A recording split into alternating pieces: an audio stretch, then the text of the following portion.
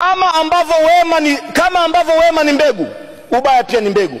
Kila mtu atavuna anachopanda, na wakati utafika. Leo mko wengi, tulitarajia nyie ndio msaidie taifa hili kwenda mbele.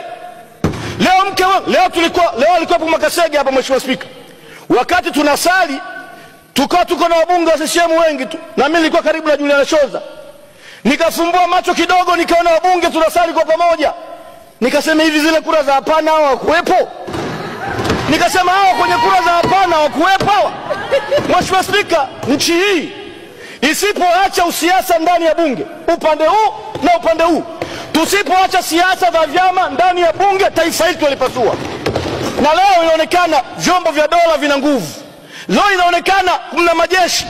Tumeongea baada ya mahakama hapa, mkasema tusiingilie mahakama. Mheshimiwa Spika, kuna hasira inakusanyika kwenye mioyo ya watu.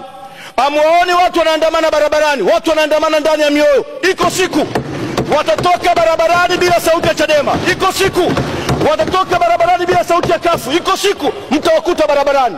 Na Mheshimiwa Spika, taifa hili litapasuka vipande viwili. Huo onevu mnaotufanyia. Hatufanye mikutano ya hadhara leo. Leo mkutano wa hadhara nchi tumekatazwa. Mheshimiwa Lema, muda hauko upande wako. Dakika zangu mbili Mheshimiwa Spika. Nilikuwa naangalia hapa Mheshimiwa.